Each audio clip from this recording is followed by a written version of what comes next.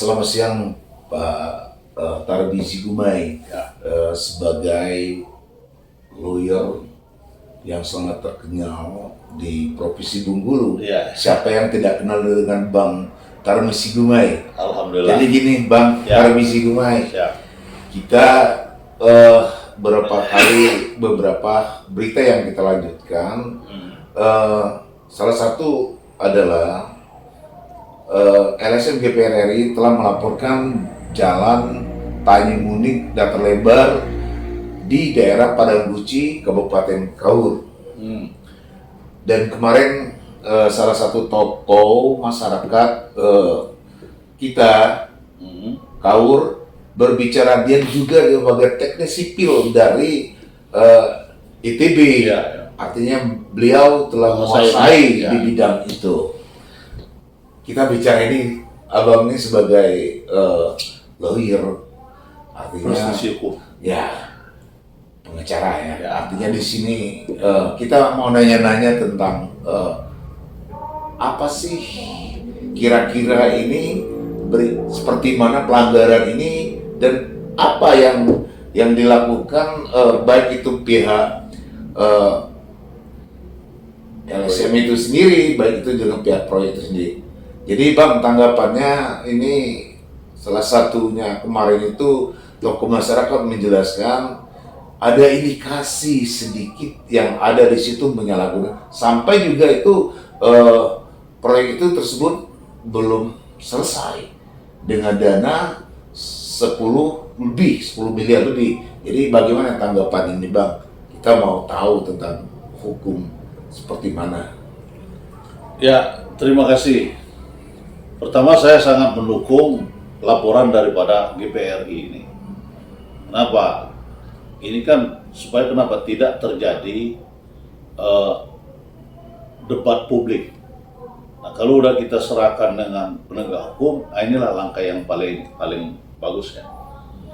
Dan mengenai saya udah, karena saya tahu persis jalan itu.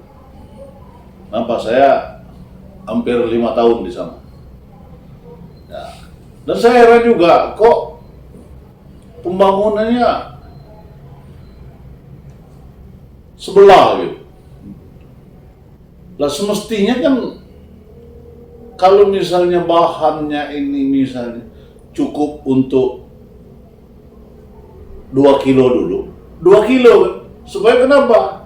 Bagus gitu. Tapi sekarang saya lihat dari beberapa informasi yang saya dapat, kenapa kontraktornya dari Tanjung Kemuning sampai ke Simpang 3 sebelah? Lah sebelahnya ngapain lagi gitu? Kenapa? Nah inilah persoalan. Nah, kenapa? Apakah memang kontraktornya ini kurang modal atau banyak persoalan kan?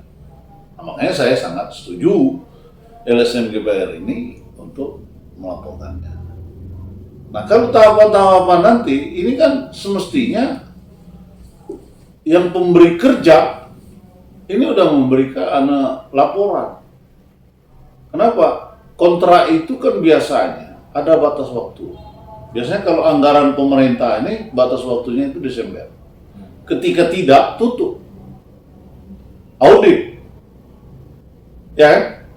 Nah, berapa yang bisa dia laksanakan, berapa yang tidak. Kenapa? Tahun depannya kita lanjutkan, tentu dengan proses tender kembali yang mana diatur oleh Perpres 46 tahun 2025. Artinya di sini harus tender ulang lagi. Nah, iya, nggak bisa misalnya mau dilanjutkan. Nggak bisa misalnya A yang mengerjakan awal, A yang melanjutkan, nggak bisa. Tapi bisa saja. Kenapa? Kalau A juga ikut proses lelang lagi dan dia dinyatakan pemenangnya, bisa juga. Tetapi kalau ini kita ragukan juga, ada apa? Perusahaannya udah nggak mampu, kok kalau ditunjuk lagi ada apa? Artinya ketika ini tidak melakukan tender ulang kembali, perusahaan itu tersebut yang mengerjakan salah satu laporan dari LSM GPR RI itu sendiri, artinya menyalahgunakan pelanggaran aturan ya di sini, Bang Tarmizi ya? Pasti. Kenapa? dalam pengadaan itu ada aturannya. 200 ke bawah bisa pemilihan langsung. 200 ke atas itu kan harus tender ulang, tender lah. Nah, nanti gimana? Apa dasarnya dia nunjukkan? Apakah misalnya kecuali lead spesialis ya bisa? Oh misalnya perusahaan inilah satu-satunya di Bengkulu bisa. Tapi kalau masalah pengadaan kan, apalagi sekarang kan mau melanjutkan, ini aja nggak beres, kok gimana mau melanjutkan?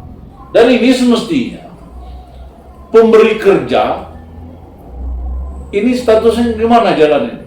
Udah selesai dalam arti kata batas ini perusahaan itu, atau mungkin ada adindom. Adindom ini tentu bisa dikeluarkan, tapi ada aturan. Oh, penyebabnya apa? Nah, berapa hari?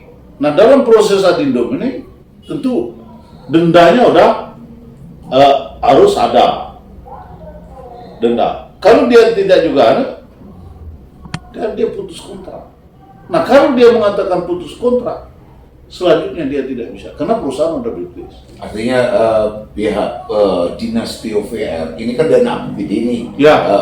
Bang Tarmizi, Ya. ini kan sudah masuk di 2026, artinya sistem aturan keuangan negara ini setiap tahun itu pasti ada tutup buku.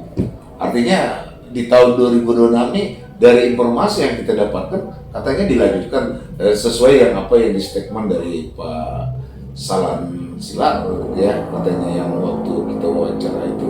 Kalau itu benar dilanjutkan berarti ini menyalahkan ya Bang. Nah, dia itu kan kalau dilanjutkan belum tentu kan bisa, ini kan harus dilanjutkan, tapi pekerjaannya belum tentu perusahaan yang sekarang yang ini.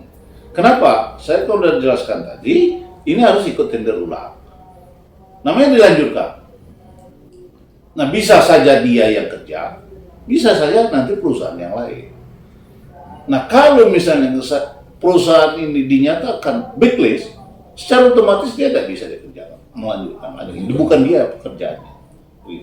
Lah kalau misalnya jalan ini tidak dilanjutkan, ini bahaya. Kenapa? Sesuai dengan Undang-Undang Nomor 22 tahun 2009 ya. Ya 2009 tentang lalu lintas dan angkutan jalan. Kalau terjadi apa? Tingkat kabupaten jalannya kabupaten, tanggung jawabnya bupati. Kalau tingkat provinsi tanggung jawabnya gubernur. Kalau jalannya Kementerian PU. Kalau terjadi apa-apa nanti siapa yang mau bertanggung jawab? Kan begitu. Ya, artinya salah satu kalau jalan provinsi ketiga kecelakaan masyarakat itu sendiri, artinya pertanggungjawaban gubernur dong. Ya, kalau diakibatkan jalan itu ya. Ya sesuai dengan Undang-Undang Nomor 22 tahun 1999 ya gubernur bertanggung jawab ketika misalnya terjadinya nanti kecelakaan di akibat jalan ya. Ya. Akibat jalan gitu. Bukan tumburan. Ya, akibat jalan. Akibat jalan. Nah, gubernur harus bertanggung jawab. Artinya saya lihat ini beberapa di medsos atas keterangan komentar yang saat ini yang diketahui termasuk ke Pak Salan itu sendiri menjelaskan. Artinya bergelombang itu bisa mengakibatkan nanti masyarakat itu kecelakaan. Apabila itu diakibatkan kecelakaan nanti, artinya Pak Gubernur Rohidin Pak Gubernur Imli Hasan bertanggung jawab ini. Kalau seandainya masyarakat kecelakaan akibat jalan raya provinsi, bisa dilaporkan ini Pak sebagai orang. Nah, makanya saya bilang tadi, pertanggungan kecelakaan akibat jalan di semua tingkatan sudah ada yang bertanggung jawab. Kalau itu seperti mana Bang? Itu Bang? Lah kita sanksi hukumnya seperti mana? Ya kita akan buat laporan ke polisi. Nanti polisi yang akan menindaklanjuti. Dan itu kan bisa ada bisa saja hukuman badan dan denda. Kalau misalnya dia kecelakaan itu ringan, hukumannya 6 bulan denda maksimal 12 juta. Kalau dia luka berat, maksimal 1 tahun, dendanya 24 juta. Kalau meninggal 5 tahun, dendanya 120 juta. Nah kalau misalnya tanpa korban, hanya kerusakan kendaraan misalnya, hanya 1,5 juta. Ini kan udah ada semua aturannya. Makanya saya bilang tadi, status jalan itu kondisinya gimana? PUPR Provinsi Bengkulu harus segera menjelaskan. Kenapa? Kalau misalnya orang bangun kan ada tanda-tanda yang kalau sekarang ada nggak tanda-tanda oh ini berbahaya dilewatin apa gimana? Itu wajib ya. Wajib.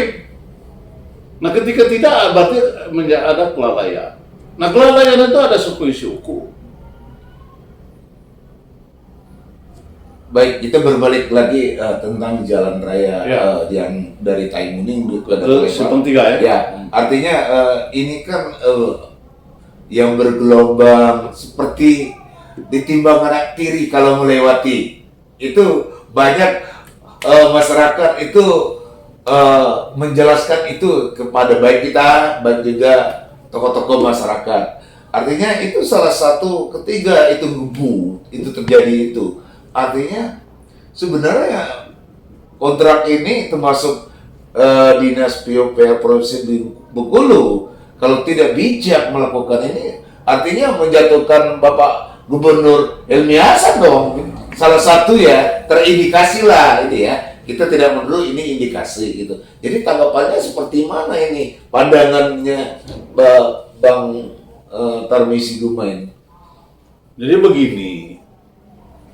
Bangunan itu kan ada rancangannya. Ketika tidak sesuai dengan rancangan, berarti kan pekerjaan itu gagal atau tidak. Nah, kita mengaspal jalan itu kan untuk ketenangan kita berjalan. Tapi kalau bergelombang, nah kenapa dia bergelombang? Nah bagaimana pengawasannya dalam pekerjaannya dan bagaimana perencanaannya? Kalau tidak sesuai dengan perencanaan, pasti. Nah, makanya saya bilang tadi, yang bertanggung jawab itu adalah gubernur kalau jalan provinsi. Nah, saya tidak jauh kalau misalnya menjatuhkan apa gimana, yang jelas itu kenapa proyek ini tidak diawasi. Kalau dia bergelombang, berarti dia rancangannya bagaimana? Nah, semuanya dalam provinsi ini kan tanggung jawab gubernur. Bukan masalah jalan aja, masalahnya yang lain juga. Tapi kan ini kan gubernur udah mempercayakan tentang pembangunan ini dengan PUPR. Nah, gimana pekerjaan PUPR? Kan begitu. Kepala PUPR itu harus bertanggung jawab tentang jalan provinsi, apalagi dalam pembangunan. PUPR kita ini gimana? Ketemu aja nggak bisa. Sedangkan undang-undang pelayan publik kita iya ya, Pak. Makanya saya bilang.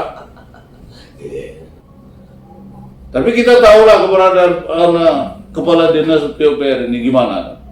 Tapi kenapa dia tetap dipakai? Ada apa kan?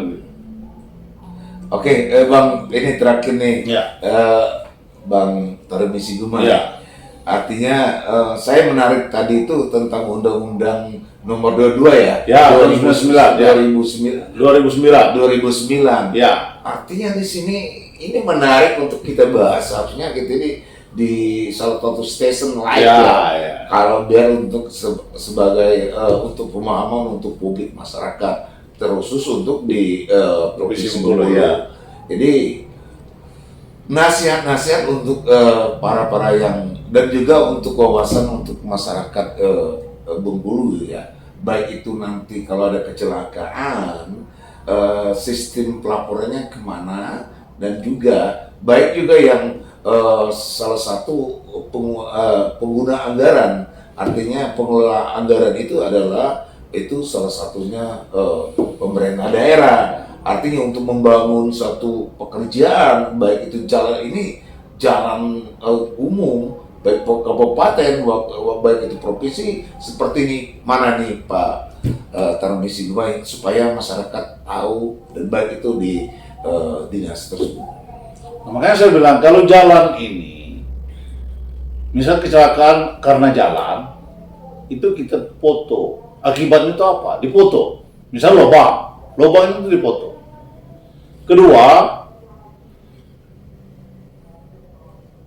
cari 2 saksi di kejadian itu. Nah, ketiganya lapor polisi. Bahasa kami kecelakaan ini akibat jalan. Makanya nanti mutlak untuk dituntut.